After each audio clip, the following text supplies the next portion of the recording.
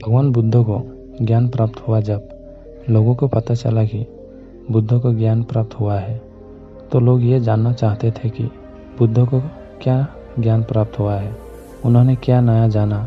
नया इसीलिए क्योंकि संसार में पहले से ही ज्ञान का भंडार भरा पड़ा है, और जिस ज्ञान को सब जानते हैं उससे अलग बुद्ध ने क्या जाना। एक दिन बुद्ध के पास एक व्यक्ति आया और उसने बुद्ध से कहा, हे बुद्ध, मैं एक ज्ञानी व्यक्ति हूँ। मैंने सभी शास्त्रों को गहन अध्ययन किया है। मैंने वेद पुराणों का अध्ययन किया है। मैंने गहन चिंतन मन किया है। मैंने सुना है कि आपको भी ज्ञान की प्राप्ति हुई है।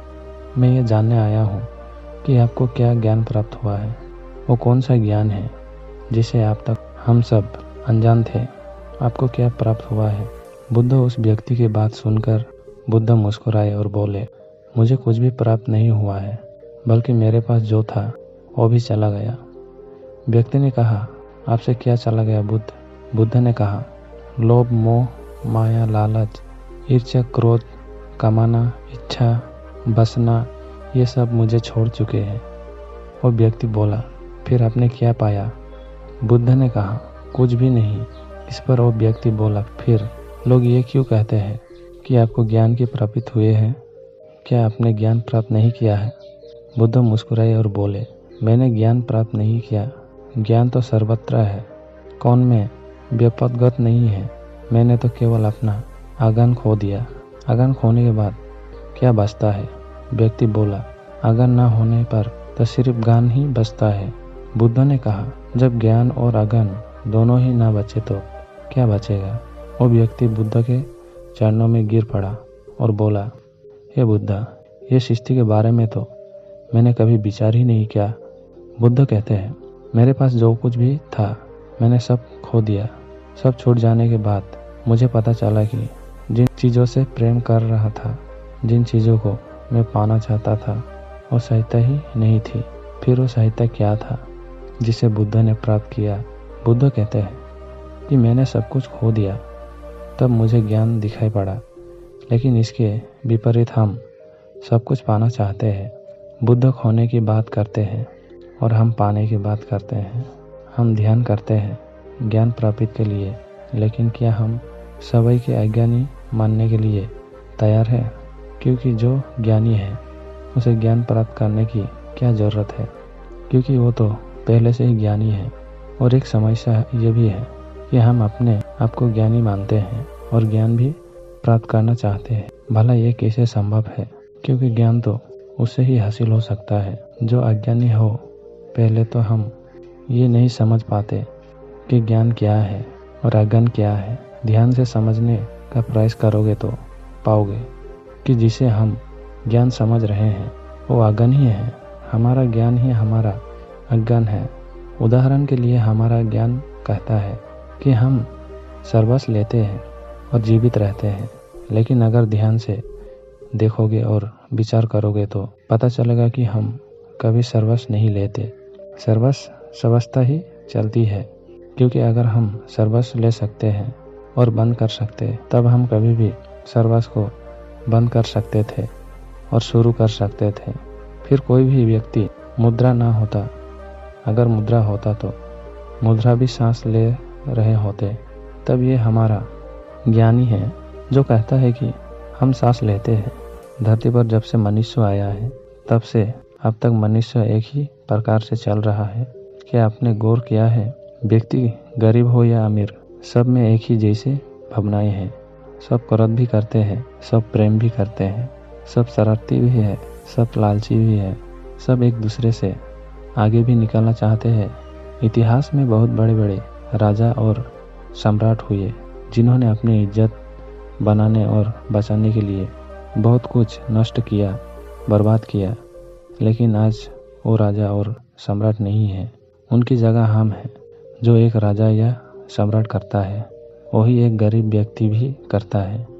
वो भी अपनी इज्जत बचाने के लिए कुछ भी कर सकता है, किसी भी हद तक जा सकता है, कितना भी गिर सकता है, किसी की भी हत्या कर सकता है, किसी को भी बर्बाद कर सकता है और खुद को प्राण भी ले सकता है।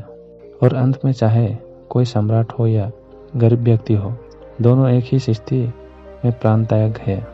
एक सम्राट हो सकता है कि युद्ध के मैदान में अपने प्राण त्याग, और एक गरीब व्यक्ति हो सकता है कि अपनी झोपड़ी के बाहर खुले मैदान में प्राण त्याग। लेकिन प्राण निकलने में पीड़ा तो एक जैसी ही होती है। हजारों सालों से सब कुछ एक जैसा ही घटित हो रहा है, उसमें कोई बदलाव नहीं हुआ, सिर्फ चेहरे बदल रहे हैं। फिर भी हम इतने ज्ञानी व्यक्ति हैं, उन सब से हम कुछ भी नहीं सीखते। हम भी वही गलतियाँ दोहराते हैं जो पहले ही हो चुकी है, और उसका परिणाम भी हम जानते हैं। फिर भी उन्होंने गलतियाँ के बार बार करते रहते हैं। इसीलिए बुद्ध कहते हैं हम अज्ञानी हैं, क्योंकि जिससे हम अपना ज्ञान समझ रहे हैं वही ज्ञान हमें सत्यता से दूर रखता है।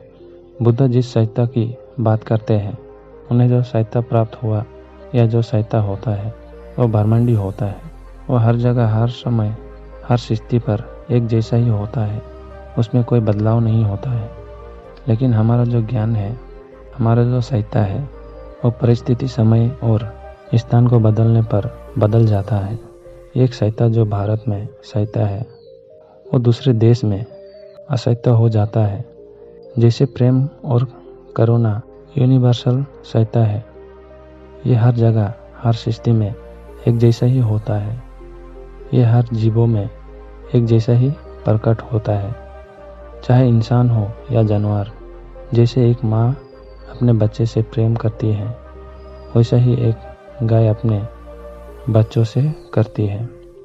प्रेम जाति, धर्म और शारीरिक बांधवट से पैर है।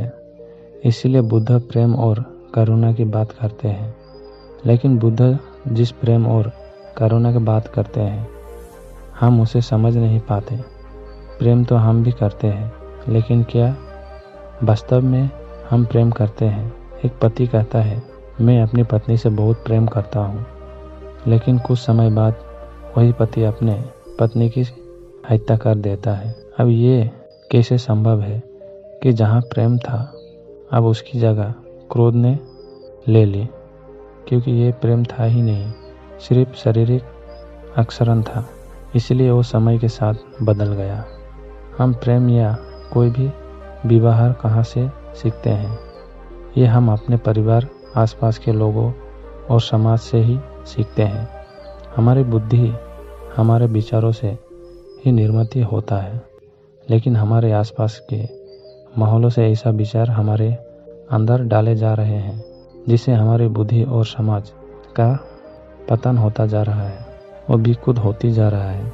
प्रेम एक संभावित प्रक्रिया है जो सभी प्रकृति के देन है, और ये प्रकृति का एक हिस्सा भी है। प्रकृति हमसे प्रेम करती है, वो हमारा सभी प्रकार ध्यान रखती है, लेकिन इसके बदले वो कभी हमसे कोई मांग नहीं करती, जबकि हम प्रकृति को नष्ट करने में लगे रहते हैं। ये वो प्रेम है जो हमारे अंदर भी होता है, लेकिन हम इसे भूल गए। जिस प्रेम को हम जानते हैं और प्रेम समझते आ रहे हैं, वो बनावटी है, सर्वत्र पर टिका हुआ है। उसे हमने बाहर से, यानी अपने समाज और आसपास के लोगों से ही सीखा है। समाज में जैसा दिखाया जाता है, हम बिल्कुल वैसे ही करना चाहते हैं, वैसा ही बनना चाहते हैं। हम वैसे ही प्रेम भी करना चाहते हैं। हम हर चीज़ों में समाज की नकल करना चाहते हैं। हम अच्छा दिखाना चाहते हैं। लोग हमें देखे तो कहे कि देखो कितना प्रेम है इनमें। वास्तव में जो सत्य है वो बहुत दूर नहीं है, बिल्कुल हमारे नज़दीक है, वो हमारे ही अंदर है। हमने अपनी आँखों में पट्टी बांध रखी है, दिखावे की पट्टी, समाज की नकल करने की पट्टी।